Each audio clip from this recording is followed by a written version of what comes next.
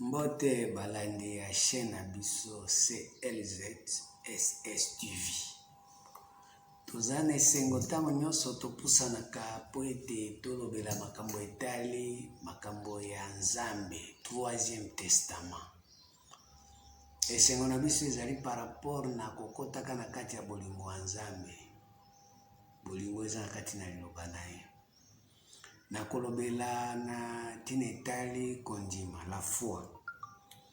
Na mukanda ya Galate 3 verset 7 elobi boye. Reconnaissez donc que ce sont ceux qui ont la foi qui sont fils d'Abraham. Oye ba ete ba oyo bazana kondima nde baza bana ya Abraham. Awa Bible ezo confirmer bien ba o nyonso bazana kondima nde baza bana ya Abraham. Na Hébreu 11 verset 6 elobi boye. Hébreu 11 6e verset elobi boye. Or, sans la foi, il est impossible de lui être agréable. Car il faut que celui qui s'approche de Dieu croit que Dieu existe et qu'il est le rémunérateur de ceux qui les cherchent. Car il faut que celui qui s'approche de Dieu croit que Dieu existe et qu'il est le rémunérateur de ceux qui les cherchent. Bandeko na ngai, Nzambe afutaka bo bazoluka ye, mais bakoluka ye banani bao baza na kondima. Po soko oza na kondima te, okoyeba koluka Nzambe te, balukaka Nzambe na kondima. Or, soko ozoluka Nzambe sans que kondima ezala, okomona ye te. Moi pe afuta yo eza te. Il est le numérateur, le rémunérateur na bo balukaka ye. Mais kolukaye biluka lukate lukaye na kondima. Or kondima bao nyonso baza na kondima nde baza bana ya Abraham. Bandeko sikoyo so toke na Luc 18 verset 8 elobi boye. Luc 18 verset 8. Je vous l'ai dit, et il leur fera promptement justice. Mais quand le Fils de l'homme viendra, trouvera-t-il la foi sur la terre? Je vous l'ai dit, il leur fera promptement justice. Mais quand le Fils de l'homme viendra, trouvera-t-il la foi sur la terre? Question. Nzambe akosala bango systeme tango mwana Nzambe akoya eske akokuta kondima na se ya moi na se ya mabele oyo awa na se eske soki mwana Nzambe aye na se na mokili na mabele eske akokuta mabele kondima ezali? Bandeko balinga mikati na nkolo sikoyo mutuna oyo babi tango mwana ya mutu akoya akokuta kondima na mabele. Or kondima ezali na bana ya oyo babotami na Abraham. Or soki totali Abraham abotaki bana nini? Abotaki Isaac, abotaki nano Ismael, abotaki Isaac, ayeko bota Christ. Siko parmi bana misatu wana bango nyonso eske baza bana oyo babotami na kati na kondima oto babotami na ndenge ya nzoto. Po kobotama na ndenge ya nzoto eza ndenge mosusu, kobotama pe na ndenge ya kondima eza ndenge mosusu. Jean 20 verset 29. Bandeko toyokana makambo ya Nzambe eza makambo osaka nango te, eza makambo ya Nzambe. Parce que tu m'as vu, tu as cru, heureux ceux qui n'ont pas vu et qui ont cru.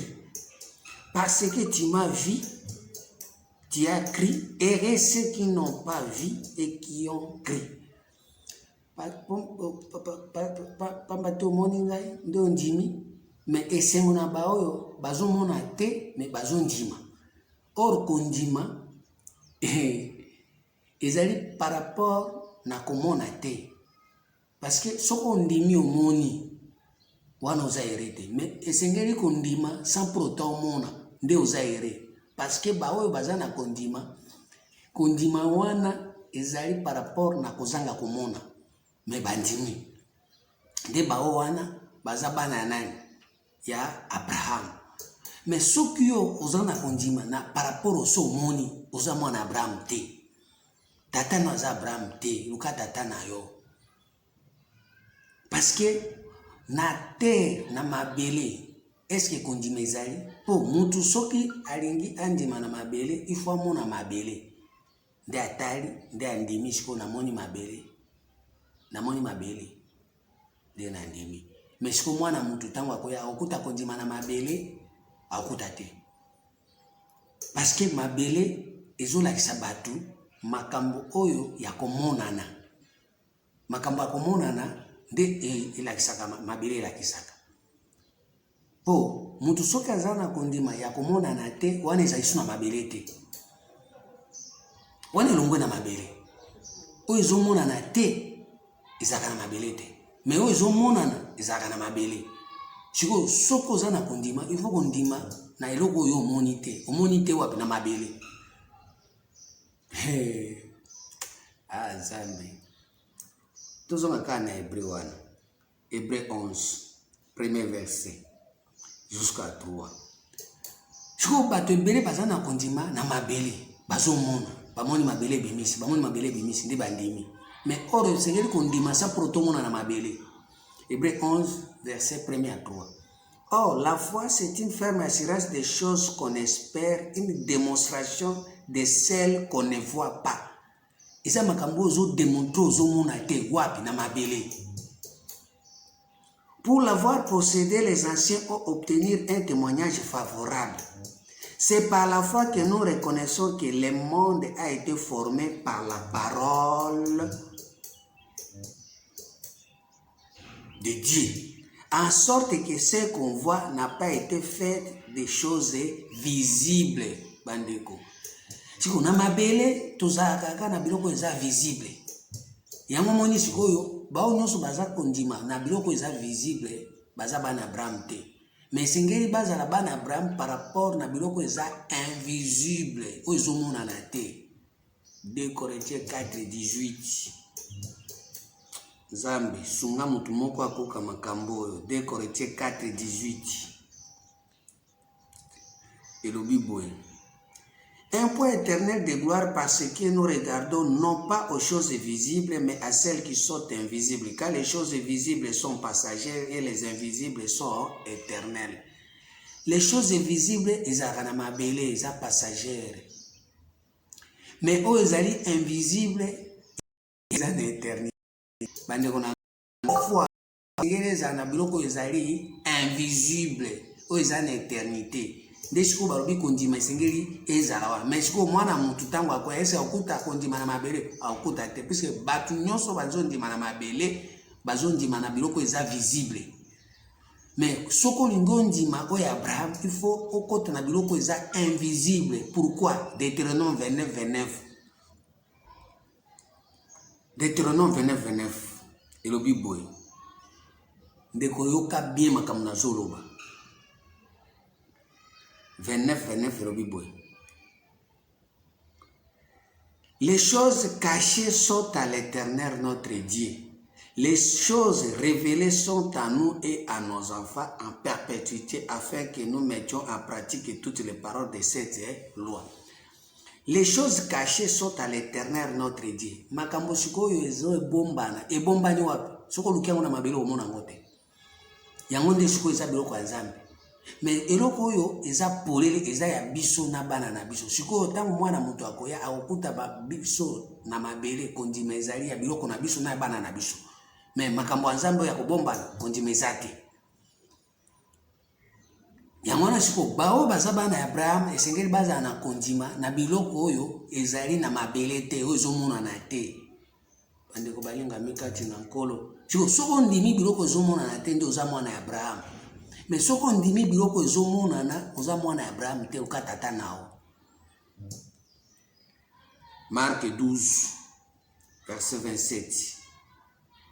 Marc 12 verset 27. Elobi boye.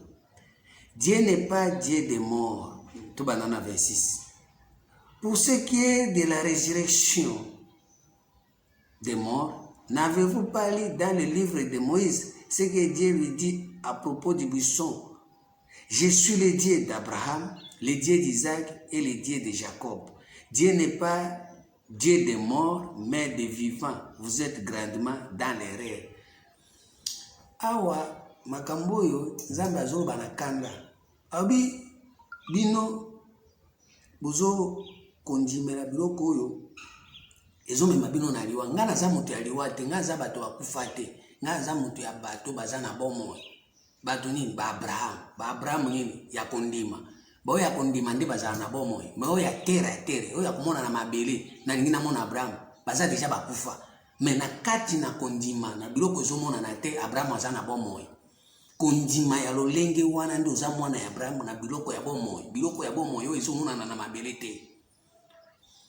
Nzambe aza nzambe bakufi te. Ezala Abraham, ezala Isaac, ezala Jacob bakufa te. Baza na bomoi na kondima. Na kondima nini? Ya biloko ezomona na te. Oyo ezomona na te wana nde ba Abraham baza na bomoi.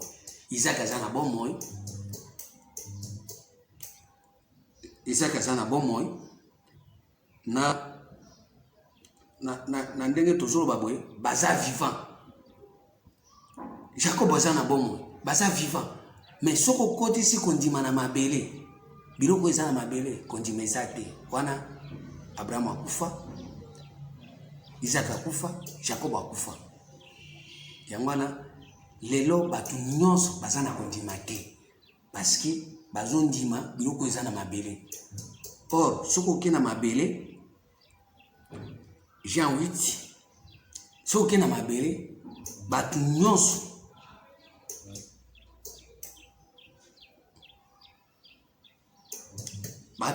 baza na mabele, baza na kondima te. Na mukanda ya Jean 8, verset 6, nazotangela. Il disait cela pour l'éprouver afin de pouvoir l'accuser. Mais Jésus s'étant baissé, écrivait avec les doigts sur la terre. Bazo funda Jésus. Jésus tokuti mwasi moko asali ekobo. Mais toyepa na yo, tongi toyeba, soki tokuto pe na kati ya makambo. Jésus siko bandi okoma na mabele. Po ete kondima na mabele totala soki ezali. Mais akomi na mabele, tango azokoma na mabele. Na kokomaka na mabele, batu nyonso conscience na bango ya kize bango ke baza na kondima te. En disant cela pour l'éprouver afin de pouvoir l'accuser. Mais Jésus s'étant baissé, écrivait avec les doigts sur la terre. Comme il continuait à l'interroger, il se leva et leur dit: que celui de vous qui est sans péché jette le premier la pierre contre elle. Oya ebi kiazana masumu te, masumu nini? Oya zangi kondima. Oya ebi kiazana kondima te, poko zanga kondima eza deja lisumu. Oya ebi kiazana masumu te, abeta mwana mwasi oyo nini libanga. Parce que soko zana masumu te, ozana droit obeta mwana mwasi oyo libanga. Mais soko zana masumu obeta mwana mwasi oyo libanga te, parce que yo masumu nezali kozanga kondima. Pour soko zana kondima te, oza agréable devant Nzambe te. Soko zana agréable devant Nzambe te, baki oza déjà musumu. Et or tango zana musumu ki okozwa libanga kobeta mwasi te. Pamba te basi ne baza wana bayebi batu nyonso komona bango komama wapi na mabele. Po bango moko basi baza ba mabele. Bandeko nazoloba makambo ya mutu ya nazoloba. Esaïe 62 verset 4 elobi boye. Esaïe 62 verset 4 elobi boye. On ne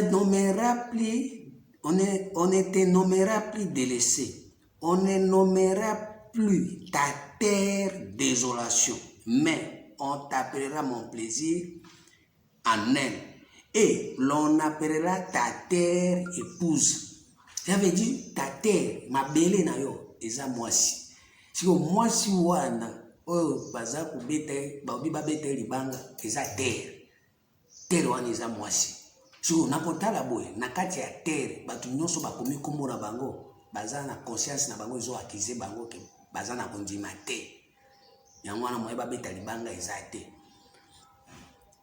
Et l'on appellera ta terre épouse, car l'Éternel met son plaisir à toi et ta terre aura un époux.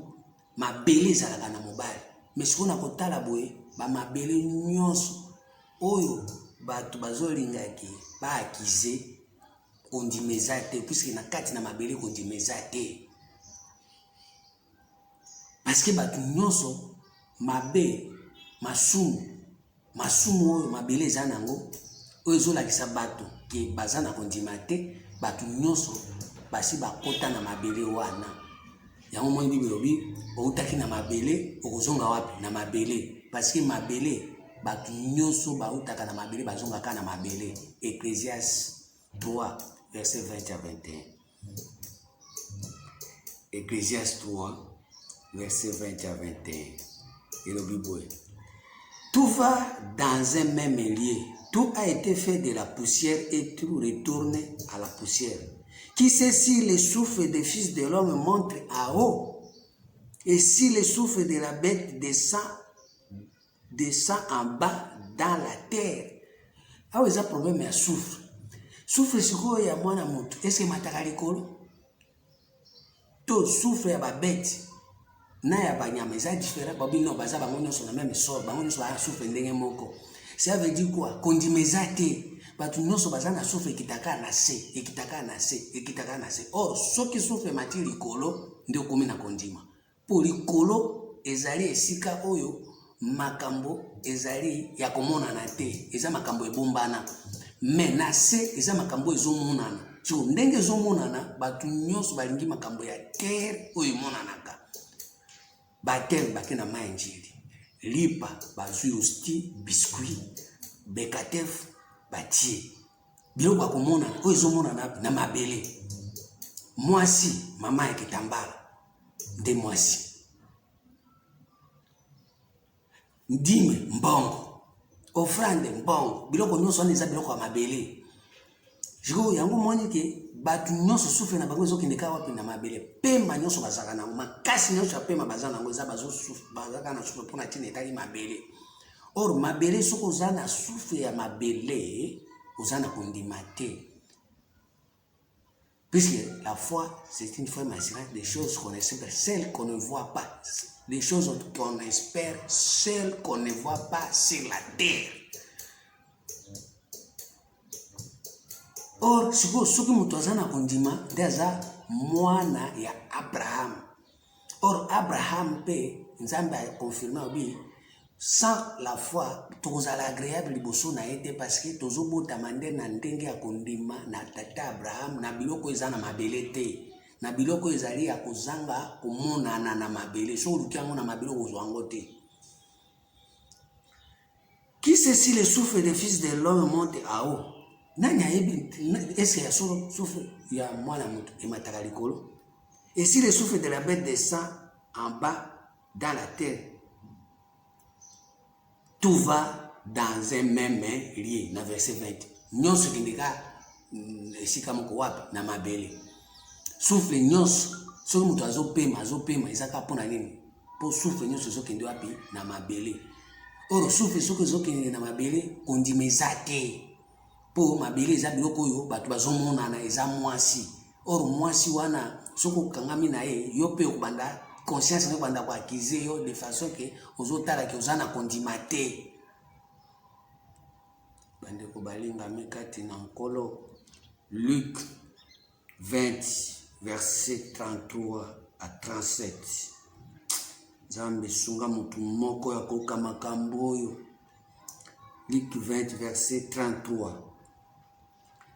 À la résurrection de guerre entre eux sera-t-elle donc la femme, car les sept l'ont eu pour femme. Batus bamibali sept bajuka mwasi moko mabele bajuka mwasi moko mwasi nde mabele to tanga Esaïe 62 verset 4. Basi mwasi moko ana ju mibali sept. So mibali sept wana bakufi bango nyonso. Or soki bakufi nzambe azanzamba bakufi te. Mais siko batiki mwana te. So nako sekwa na bango nani mwasi wana oyo aza mabele oyo azozangisa bato kondima oyo azomema bato na kozanga kondima. Siko mwasi wana kozala ya nani? Yango moni réponse ezopesa ma claire awa soki bato basekwi soki moto alongwe na kote ya bato ya ebembe kote ya liwa kote oyo bomo eza te basekwi sikoyo na makambo mosusu ya sika vie nouvelle makambo oyo ya kozwa mwasi wana oyo azozangisa bato kondima eza te makambo ya kokuta kombo ya moto na mabele eza te moye bakomakoma bakombo na mabele eza te yango moni réponse sikoyo yango. Jésus leur répondit, les enfants de ce siècle prennent des femmes et des maris. Mais ceux qui seront trouvés dignes d'avoir part au siècle à venir et à la résurrection des morts ne prendront ni femme ni mari. Siècle à venir, 3e testament. Yango moi siko na 3e testament tokozwaka basi te.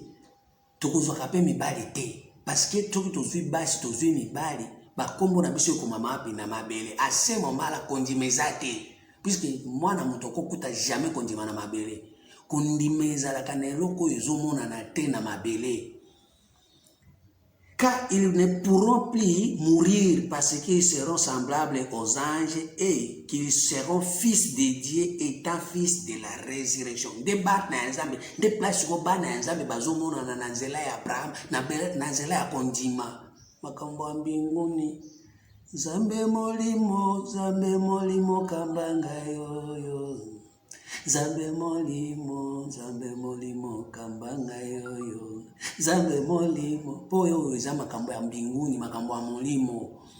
Ici sous te makambo ya mabele. Car ils ne pourront plus mourir parce qu'ils seront semblables aux anges et qu'ils seront fils de Dieu étant fils de la résurrection. Monsiko bakubanda sikoyo kosekwa na nini makambo okuta ye kombo na ye ekomami na mabele eza te okukuta kombo na ye ekomami na makambo oyo ezali me ya komonana te eza ya komonana te bandeko me oyo ezomonana te wana nde esengo na bao baza kondima sans prota bamona makambo ezomonana te me makambo wana ezali nde place sikoyo nzambe aza kosani korenimere kofuta bato bandeko bolinga mikati na nkolo mais awa tozolobela makambo ya nini ya kondima la foi vient de ce qu'on entend ce n'est pas sur la terre ce n'est pas des choses terrestres nanya koka makambo oyo totanga yango nano Romains 10 tobanda na 16 place oyo makambo oyo. Mais tous n'ont pas obéi à la bonne nouvelle. Batu nyonso baza na kondima te, bato si bonne nouvelle te. Pourquoi? Parce que bango balingi baza na kondima na biloko eza na mabele. Ba obéir eza te. Et tous n'ont obéi aussi Esaïe dit-il. Qui a écrit à notre occasion makambo ya mabele. Eza makambo kotalaka ba makambo ekwa makambo sekwa na makambo monana te. Ainsi la foi vient de ce qu'on attend vient de la parole de Christ. Mais je dis, n'ont-ils pas entendu? Au contraire, leur voix est allée par toute la terre. Bango balingi makambo nyonso ka ya terre à terre. Batu nini bo bazangi kondima. Voix na bango ememi bango na terre. Et leurs paroles jusqu'aux extrémités du monde. Bango balingi ka makambo mokili, makambo komonana, lipa bazwi lipa. Bateme bakena mai. Kitambala balati kitambala. Bilamba balati kaka ya bilamba oyo. Biloko komonana. Mwasi na mobali bakosanga koma mutu moko balingi ka biloko ya terre à terre, biloko ya monde. Modèle. Esaïe poussait la hardiesse jusqu'à dire j'ai été trouvé par ceux qui ne me cherchaient pas, mais je me suis manifesté à ceux qui ne me demandent pas. Mais au sujet d'Israël, il dit j'ai tendu mes mains tous les jours vers un peuple rebelle et contradisant. Israël, un peuple rebelle et contradisant. Pourquoi balingika makambo ya terre, makambo ya komonana, makambo ya puturu, makambo ya basi.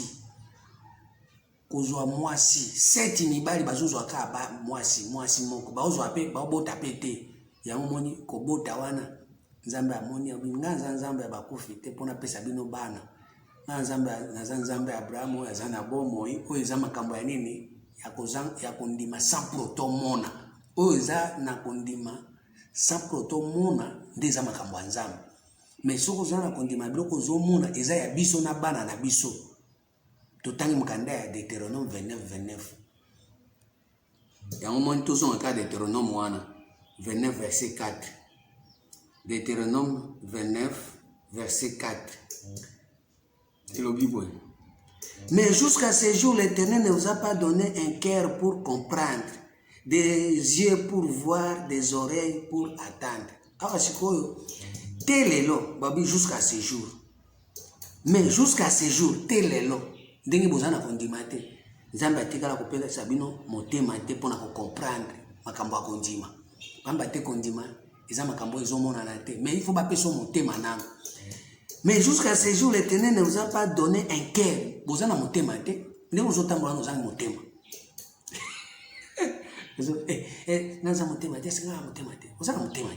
Mais ça va passer à motema. Mais ça va passer à motema.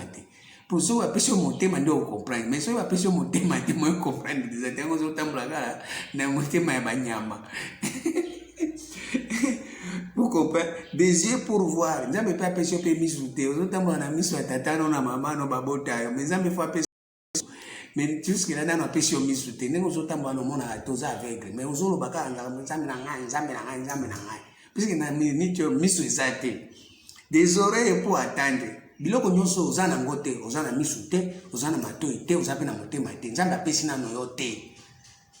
Pour comprendre que ozana kondima. Kondima biloko ezomonana emonana te mais yo nzambe apesi yo misu po banda komona biloko ezomonana te nzambe apesi yo litoi po yoka makambo oyo ezomonana te nzambe apesi yo motema po comprendre makambo oyo ezomonana te oyo eza na mabele te mais jusque là nzambe apesi yo motema te po oyo comprendre makambo oyo ezomonana te apesi yo pe litoi te po yoka makambo oyo ezomonana te apesi yo pe misu te po mona makambo oyo ezomonana te yango mwa ndenge eza wana kondima eza te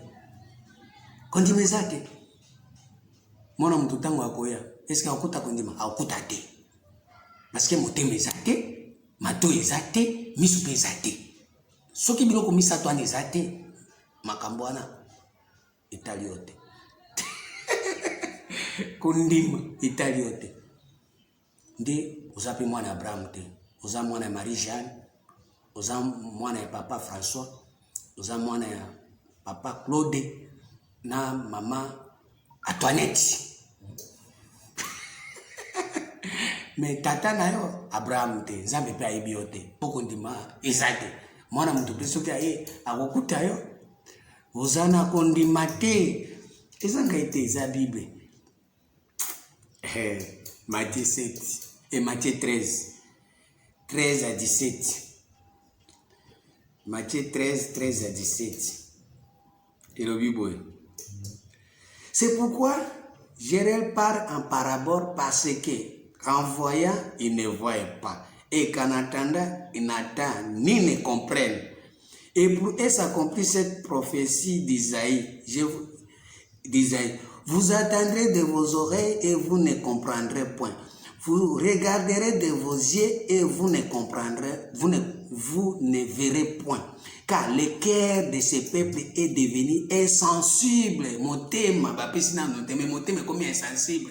Mais au côté de la mission, vous avez pour nous omona kabelo kwa terre, omona ba mapa, omona ba njiri, omona ba hosti, omona ba mbongo, offrande mbongo, mais ce que motema comme makasi mingi. Moi ce que nzambe apesa motema mususu, ezate. Moi nzambe apesa mususu misu mususu ezate. Moi nzambe apesa lito mususu ezate. Parce que so comme endurcir motema. Car le cœur de ce peuple est devenu insensible. Moi pas kotisa makambo wana pona kolakisa yo. Makambo akondima ezate. Quand le cœur de ce peuple est devenu insensible, ils ont endurci leurs oreilles, ils ont fermé leurs yeux, de peur qu'ils ne voient de leurs yeux, qu'ils n'entendent de leurs oreilles, qu'ils ne comprennent de leur cœur, qu'ils ne se convertissent et que je ne les guérisse. Quand il m'exate, monter m'exate, mato exate, moi peut se convertir exate, moi peut la guérir exate, parce que ce qui moi na mutu ayebu akuta kondima exate, mais ce qui to kuti na mabele, esika basi bazali, place ozo ozaka kama kamba basi, ozo linga kaka basi, mais baobi ba oyo bakozwa résurrection bakosekwa, ça veut dire po sekwa faut kufanana. Kufanana na makambo wana nde okoya kosekwa siko bapeso motema, bapeso matoi, bapeso misu de façon que ba bikisa yo ozala guérir, o se convertir, po ozala guérir. Bande kubalinga mikati na nkolo. Bande kubalinga mikati na nkolo. Mais errez sont vos yeux parce qu'ils voient et vos oreilles parce qu'ils attendent. Je vous l'ai dit. Errez. Matthieu ezo kamakamini. Oyo ezo mona nade. Miso ezo mona. Emona makamini. Oyo eza na terre te. Mais miso wana esengo na bato ya lolenge oyo bazo mona. Makambo oyo na terre ezate me na motema bazo mona. Nzambe déjà sapesi bango motema. Esengo siko yango wana. Na motema ozo mona. Mais na libanda bo na terre ozo mona te me na motema Nzambe apesi déjà miso ozo mona. Neti ngabo na mona ka clair na motema. Na yoka ka clair na motema. Je vous l'ai dit en vérité, beaucoup de prophètes, des justes ont désiré voir ce que vous voyez et ne l'ont pas vu. Entendre ce que vous attendez, ne l'ont pas attendu.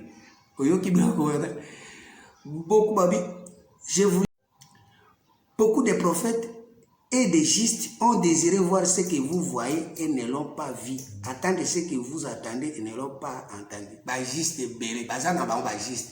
Batika la komona makambo eza na motema te. Batika opesa bango pe motema te. Batika pe kofungula bango pe motema te.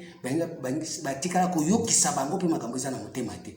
Mais esengo na ba oyo Nzambe alobi vraiment errez. Mais errez sont vos yeux parce qu'ils voient. Ils voient quoi? Makambo ya Nzambe oyo bombana. Oreille qui attend. Qui attend quoi? Makambo ya Nzambe oyo bombana. Pour Nzambe apesa bango nini? Motema. Andeko. Yangwana. Soko za na kondima te, oza mwana Abraham te, oza pe na kondima te, oza pe na misu te, oza pe na matoi te, oza pe na motema te. Yangwana. Soko za na ngote. Yeba que oza agréable devant Nzambe te. Puisque sans la foi, sans kondima, oza agréable devant Nzambe. De d'autres temps, Hébreux 11, verset 6. Or, la foi, batu nyonso batikala kondima te. Yango moni lelo tozo babwe mutu atambo azana kondima zate parce que batu nyonso miso na bango ezota nini mabele miso na bango ezota nini na se. Or na se Proverbe 15 verset 24 elobi boy. Proverbe 15 verset 24 na se kotala na se 15 24 elobi boy. Pour les sages, les sentiers de la vie mènent en haut, afin qu'ils se détournent de ce jour de mort qui est en bas.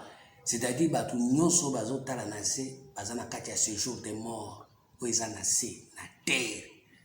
Mais, batu baza sage, batala kande likolo, mais po tala likolo, fo Nzambe apeso misu, apeso litoi, po yoka makambo ya likolo, apeso pe motema, po yeba ko comprendre makambo ya likolo, mais Nzambe apesa na batu motema te po matu nyonso misu na baza na se, esika ya ce jour de mort, esika biloko ya kokufa, biloko eza na vite, biloko eza na vite. So Nzambe alobi ke ningi Nzambe botosa mokolo ya saba yo moni dimanche.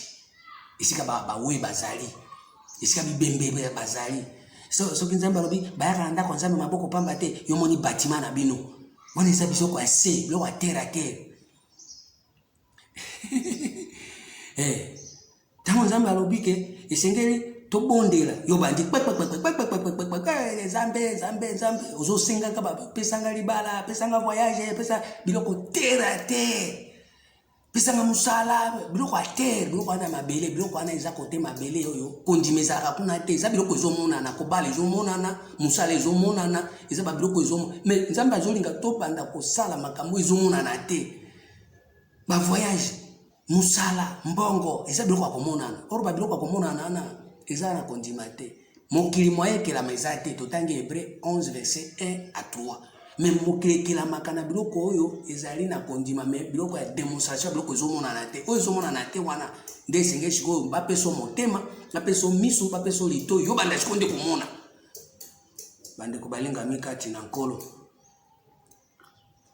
babi esengeli sikoyo mpona moto ya mayele pour les sages les sentiers de la vie mènent en haut comment pour mona nini tokenda mokanda ya Colossiens verset wana na kotanga yango plusieurs fois po wana nde moboko Colossiens 3 premier verset place wana esengeli omona biloko ngo esengeli omona yango si donc vous êtes ressuscité avec Christ ya esengeli nano kosekwa kufa nano kufa zangisa vie na biloko ozomona mona wana kufa kuna esengeli siko osekwa po te na kati ya kosekwa okozwa lisusu mwasi te kuna makambo ya kobala eza te makambo ya mwasi na mobali kozala te me bokozala kola ba ange bobanda kopumbwisa makanisi. Si donc vous êtes ressuscité avec Christ, cherchez les choses d'en haut. Nzela ya sage ezali kotala amema na nzela ya likolo. Cherchez les choses d'en haut. Po eloko ya likolo nde monanaka te. Me ba biloko nyonso ezomona eza biloko ya terre à terre. Oyo eza biloko ya mabele. Biloko ya basi. Soko ozanga biloko ya mabele ebele. Ozosambela makambo ya mabele makambo ya terre à terre yo biloko ezomonana yebaki ozosambela ozosala losambo ya basi oro mwasi akoki kosambela te.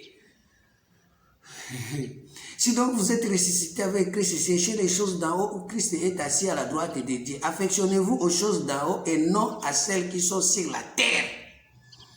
Car vous êtes morts et votre vie est cachée avec Christ en Dieu. Jean 8, verset 23-24. Jean 8, 23 à 24. Papa, Bible nde zoloba. Jean 8, verset 23. Il leur dit, vous êtes d'en bas, moi je suis d'en haut. Vous êtes de ce monde, moi je ne suis pas de ce monde. C'est pourquoi je vous ai dit que vous mourrez dans vos péchés, car si vous ne croyez pas ce que je suis, vous mourrez dans vos péchés. Je sais que makambo ya likolo oyo ezomonana te mais bino koza makambo ya se oyo ezomonana esika oyo séjour de mort ezali bino kozaka makambo ya terre te nde bokokufelaka wana bokufaka na babiloko wana bokufelaka terre wana bokufela kaka wana na nini bamapa bekatef bausti bambongo banjili okena mayanjili okufika na mayanjili kuna bo bakende kozwa bateme na mayanjili ba disparaître bokufelaka wana.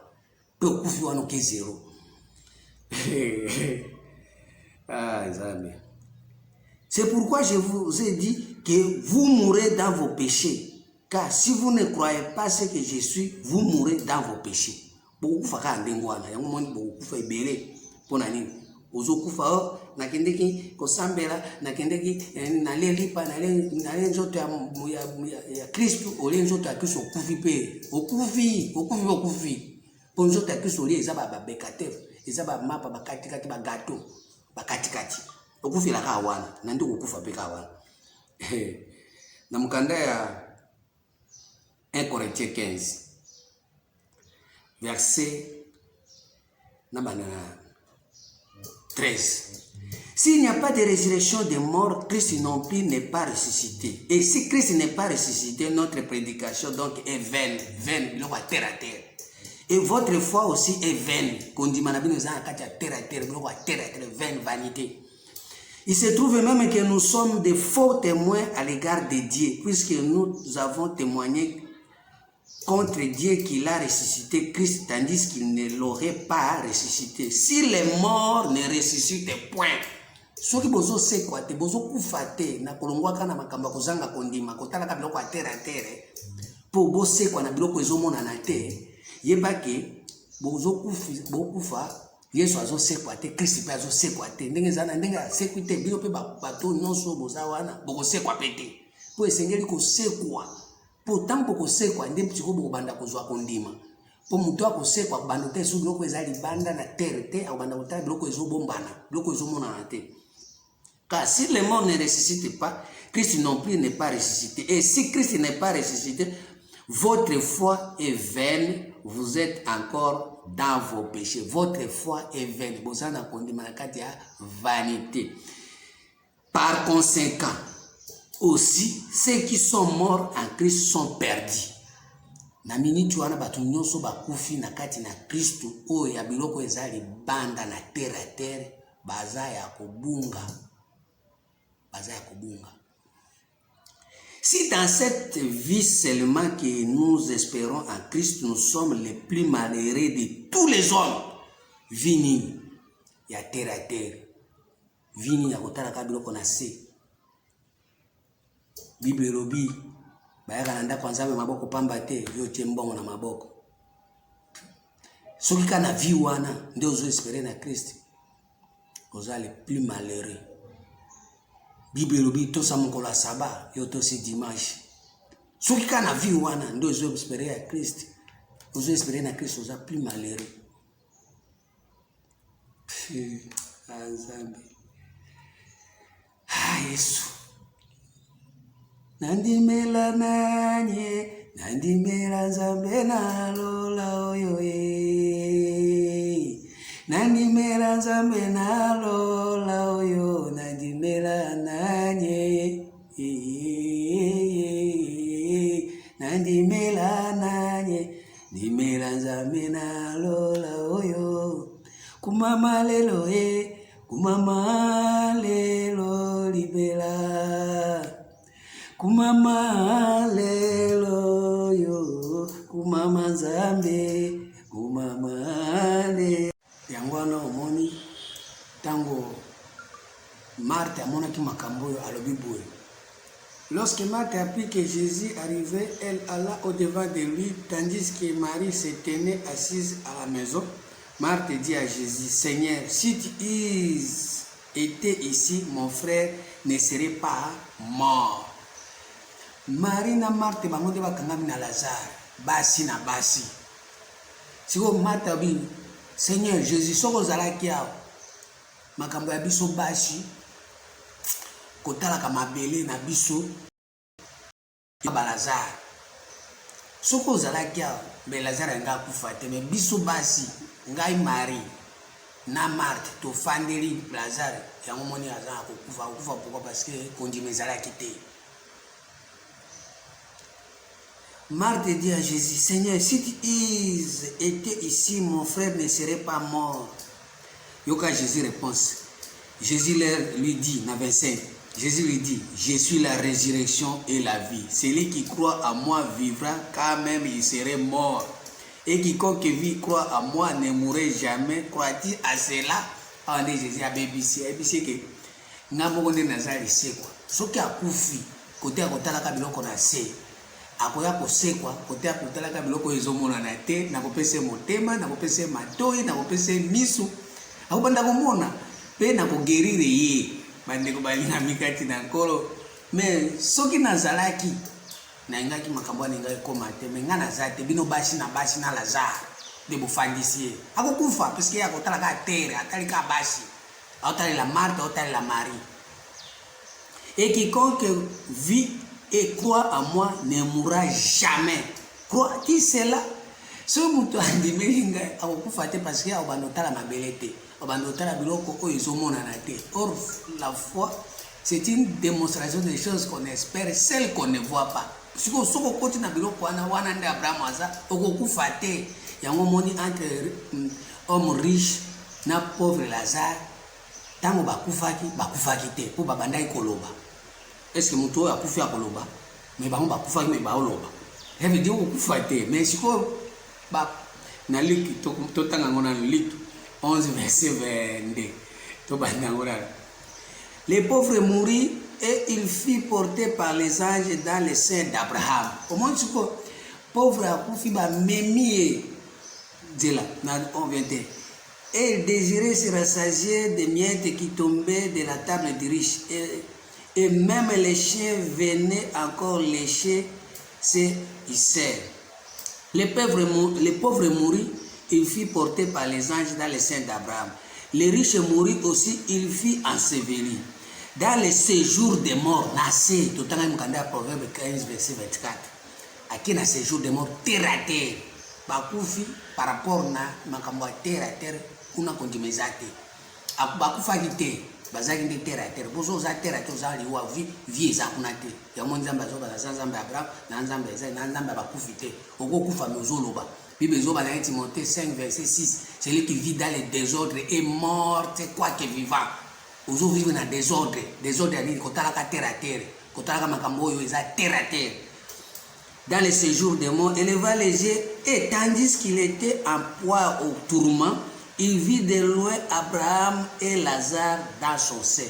Amoni sikoyo Abraham, papa na biso ya kondima, totai Galates 3 verset 7.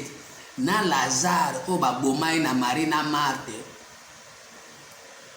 Lazare akomi kuna azana bomo parce que Lazare awa azalaki pauvre. Pauvreté nezaki ni aza otala biloko ya mabele te, mais bato ebele bakoma bariche mpona kotala biloko ya mabele.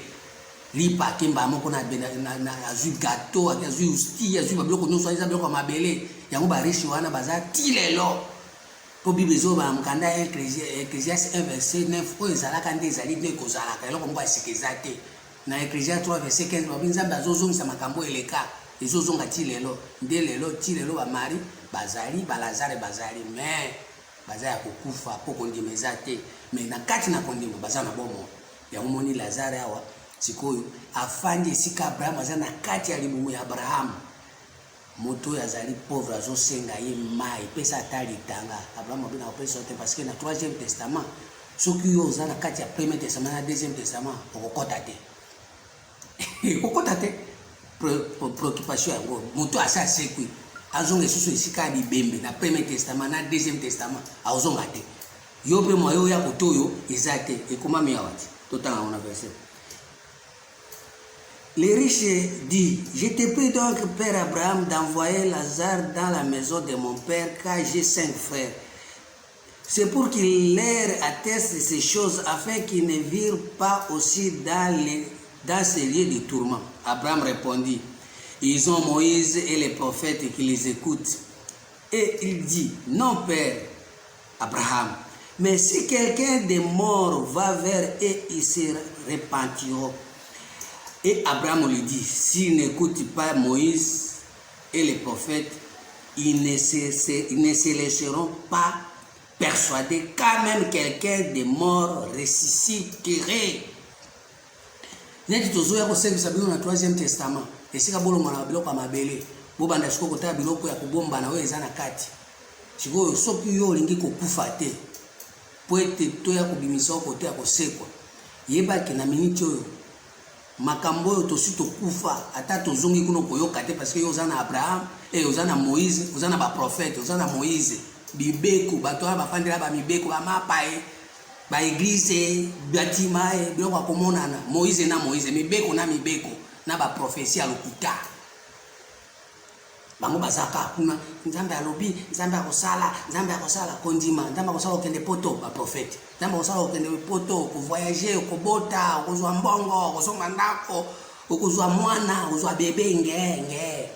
Des places ba prophète ba fandi kuna bibazana ba Moïse ba amba prophète ba se ba prophétiser ba makambo ya terre terre. Bazakuna.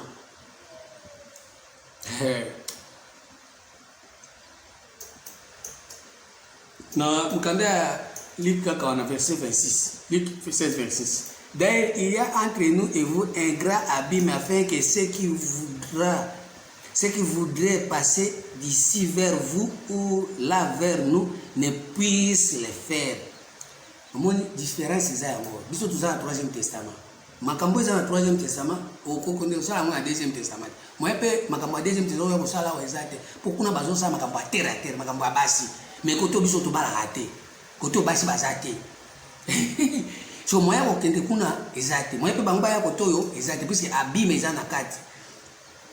So kuna balingi ko bala mingi makambo terre terre. Yango mona Apocalypse 14 verset 4 le Bible. Ce sont ceux qui ne se sont pas souillés avec des femmes, car ils sont vierges, ils suivent l'agneau partout où il va. Ils ont été rachetés d'entre les hommes comme des prémices pour Dieu et pour l'agneau. Et dans leur bouche ne se sont pas trouvés des mensonges, car ils sont irrépréhensibles. Ce sont ceux-là qui ne se sont pas souillés avec des femmes. Nde makambo ya troisième testament makambo kotala terre ezate kuna basi nde baza kuna mabele wana eza basi épouse. Siko biso tolingi te kotala kama mabele, biso tolingi kotala biloko oyo ezomonana te. Or na kati ya biloko ezomonana te nde kuna nzambe aza nzambe ya Abrahamu, aza nzambe ya Isaac, aza nzambe ya Jacob, oyo aza na bomoi. Etikala boye na kombo na Yesu Kristo. Amen.